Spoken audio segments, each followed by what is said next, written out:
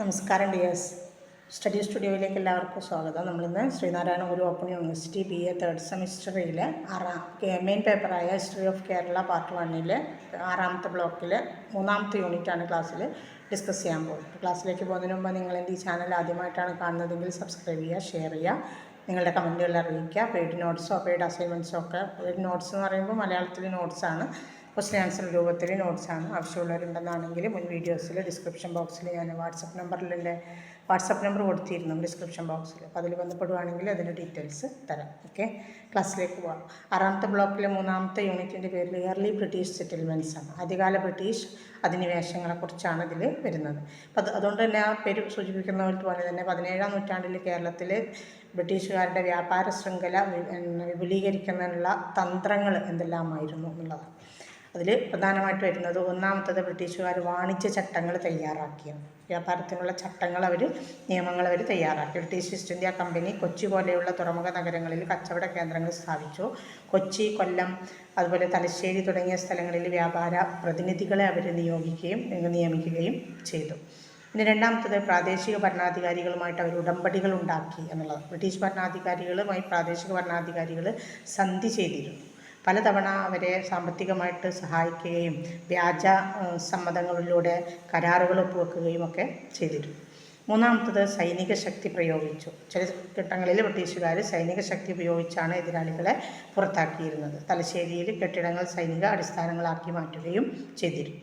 പിന്നെ നാലാമത് വരുന്നത് ചിലയിടങ്ങളിൽ കടൽമാർഗ വ്യാപാരം അവർ നിയന്ത്രിച്ചു എന്നുള്ളതാണ്. കരമാർഗവും കടൽമാർഗവും ഉള്ള പ്രധാന മാർഗങ്ങളെല്ലാം നിയന്ത്രിച്ച് മറ്റ് യൂറോപ്യൻ ശക്തികളുടെ സ്വാധീനം കുറച്ചുകൊണ്ട് തങ്ങളുടെ ചരക്ക് കയറ്റുമതി ഇറക്കുമതിയും എല്ലാം അവർ നിയന്ത്രിച്ചു. അതായത് കയറ്റുമതി ഇറക്കുമതിയൊക്കെ ബ്രിട്ടീഷുകാരുടെ നിയന്ത്രണത്തിൽ ബ്രിട്ടനിൽ നിന്ന് മാത്രം ഇറക്കുമതി ഇന്ത്യയിലേക്ക് ആക്കുന്ന വിധത്തിലേക്ക് അത് മാറ്റി.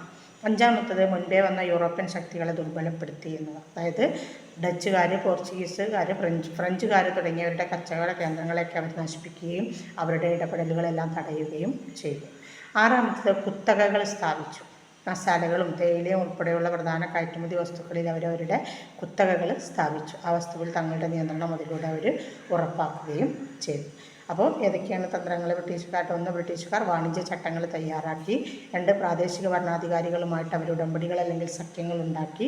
3 സൈനിക ശക്തി ഉപയോഗിച്ചുകൊണ്ട് പ്രാദേശിക ഭരണാധികാരികളുടെ അധീനതയിലാക്കി. ചിലയിടങ്ങളിൽ കടൽ മാർഗമുള്ള വ്യാപാരത്തെ അവർ നിയന്ത്രിച്ചു. അവർക്ക് മുൻപേ വന്ന യൂറോപ്യൻ ശക്തികളെയൊക്കെ അവർ ദുർബലപ്പെടുത്തി. ആറാമത്തെ എന്താണെന്ന് പറഞ്ഞാൽ കുത്തകകൾ സ്ഥാപിച്ചു. ഇനി നമുക്കിതിൽ 1721 ആറ്റിങ്ങൽ കലാപത്തിൻ്റെ കാരണങ്ങളും പ്രത്യാഘാതങ്ങളുമാണ് നമ്മളോട് ചോദിക്കാൻ സാധ്യതയുള്ളത്. 1721 ബ്രിട്ടീഷ് ഉദ്യോഗസ്ഥർ തങ്ങളുടെ വസ്തുക്കൾ ആറ്റിങ്ങൽ രാജ്ഞിക്ക് അല്ലെങ്കിൽ രാജവാഴ്ചയ്ക്ക് സമർപ്പിക്കാൻ പോയപ്പോൾ വർക്കലയ്ക്കടുത്ത് വെച്ചുള്ള പ്രദേശത്തിൽ ആക്രമണം നടന്നു. ഏകദേശം 140 ബ്രിട്ടീഷ് ഉദ്യോഗസ്ഥരും സൈനികരും ഇതിൽ കൊല്ലപ്പെട്ടു. ഈസ്റ്റ് ഇന്ത്യ കമ്പനിക്കെതിരായ വലിയ ജനകീയ ആക്രമണമായിരുന്നു ആറ്റിങ്ങൽ കലാപം. ഇനി അതിൻ്റെ കാരണങ്ങൾ.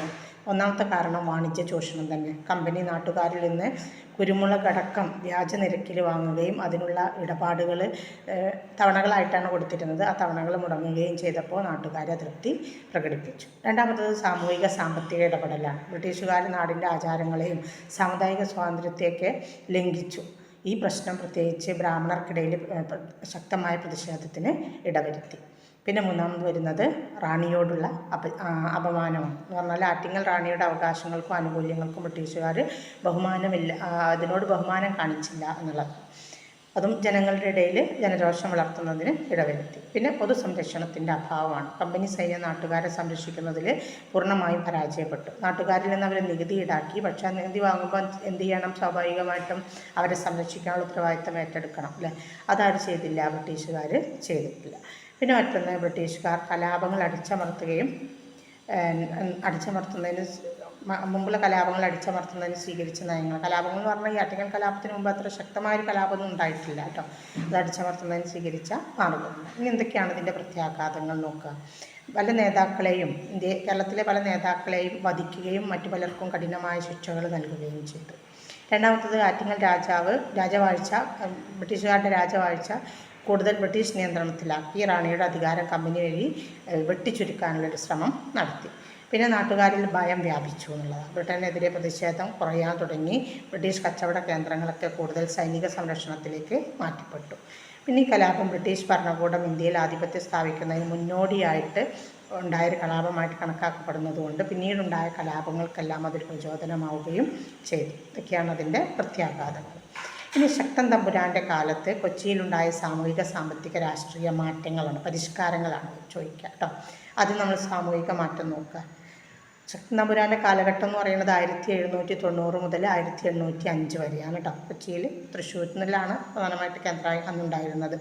അപ്പോൾ നോക്കുക എന്തൊക്കെയാണ് സാമൂഹിക മാറ്റങ്ങൾ. ജാതി അധിഷ്ഠിത അതിക്രമങ്ങൾ അദ്ദേഹം കുറച്ചു. ചില ജാതികളെയൊക്കെ സാമൂഹിക പരിഷ്കാരങ്ങൾക്കിടയാക്കി. ക്ഷേത്രങ്ങളും പൊതുയിടങ്ങളിലുമുള്ള ജാതി നിയന്ത്രണങ്ങളിലൊക്കെ മാറ്റങ്ങൾ കൊണ്ടുവന്നു. നിയമനിർമ്മാണത്തിലും ഭരണത്തിലും ബ്രാഹ്മണർക്കുണ്ടായിരുന്ന അധീശത്വം കുറച്ചുകൊണ്ട്, അതായത് മേധാവിത്വം കുറച്ചുകൊണ്ട് നായന്മാർ, മേനോന്മാർ മുതലായവർക്ക് കൂടുതൽ അവസരങ്ങൾ കൊടുത്തു. പിന്നെ തൃശ്ശൂർ പൂരം സ്ഥാപിച്ചു. അത് വിവിധ സമുദായങ്ങൾക്കിടയിൽ ഐക്യത്തിനും ധാർമ്മികതയ്ക്കുമൊക്കെ ഇടവരുത്തുകയും ചെയ്തു. പിന്നെ സാമ്പത്തിക മാറ്റങ്ങൾ എന്തൊക്കെയാണെന്ന്. തൃശ്ശൂരിനെ വ്യാപാര കേന്ദ്രമായിട്ട് വികസിപ്പിച്ചു. വാണിജ്യ നിലവാരങ്ങൾ ഏകീകരിച്ചു. മലബാറിലെ വലിയ മാർക്കറ്റുകളുമായിട്ട് അദ്ദേഹം ബന്ധം പുലർത്തി. കനത്ത നികുതി ചുമത്തലുകൾ അവസാനിപ്പിച്ചു. പുതിയ നികുതി സംവിധാനം കൊണ്ടുവന്നതിലൂടെ കാർഷികോൽപാദനത്തെ പ്രോത്സാഹിപ്പിക്കാൻ കഴിഞ്ഞു. വലിയൊരു വിപണി സംരംഭം തന്നെ അദ്ദേഹം സ്ഥാപിച്ചു. അങ്ങനെ വ്യാപാരികൾക്ക് അനുകൂലമായൊരു അന്തരീക്ഷം അദ്ദേഹം കൊച്ചിയിൽ ഉണ്ടാക്കി. ഇനി രാഷ്ട്രീയ മാറ്റങ്ങൾ എന്തൊക്കെയാണ്. ദേശവാഴ്ചകൾ ഒഴിവാക്കി ഭരണതന്ത്രം കേന്ദ്രീകൃതമാക്കി. അതായത് അദ്ദേഹത്തിൻ്റെ കീഴിലുള്ള ശക്തൻ തമ്പുരാൻ്റെ കീഴിലുള്ള ഒരു കേന്ദ്രീകൃത ഭരണമാക്കി മാറ്റി.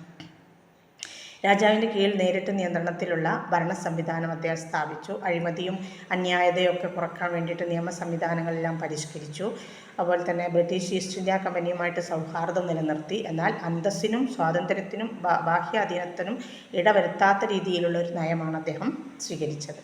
ശക്തൻ തമ്പുരാൻ്റെ ഭരണകാലം എന്ന് പറയുന്നത് കൊച്ചിയിലെ സാമൂഹിക നവോത്ഥാനത്തിൻ്റെയും സാമ്പത്തിക പുനരുജ്ജീവനത്തിൻ്റെയും ഭരണപരിഷ്കാരങ്ങളുടെയും ഒരു കാലഘട്ടമായിരുന്നു. അങ്ങനെയാണ് ശക്തൻ തമ്പുരാൻ്റെ ഭരണകാലം കൊച്ചിയിലെ സാമൂഹിക നവോത്ഥാനത്തിൻ്റെ, അതായത് ഒരുപാട് സാമൂഹിക മാറ്റങ്ങൾക്ക് ഇടവരുത്തിയ, സാമ്പത്തിക പുനരുജ്ജീവനത്തിൻ്റെ, സാമ്പത്തികമായിട്ട് നല്ല അഭിവൃദ്ധി ഉണ്ടായ ഭരണപരിഷ്കാരങ്ങളുടേതായ ഒരു കാലഘട്ടമായിട്ടാണ് കണക്കാക്കുന്നത്. അദ്ദേഹം കൊച്ചി രാജ്യം ഒരു ആധുനിക ഭരണ സംവിധാനത്തിലേക്ക് നയിച്ച ആദ്യത്തെ ഭരണാധികാരിയാണ് ശക്തൻ തമ്പുരാൻ. അപ്പോൾ ഏതെല്ലാം രംഗങ്ങളിലാണ് ശക്തൻ തമ്പുരാൻ്റെ കാലത്ത് മാറ്റങ്ങൾ ഉണ്ടായിട്ടുള്ളത്? സാമൂഹിക രംഗത്തുണ്ടായിട്ടുണ്ട്.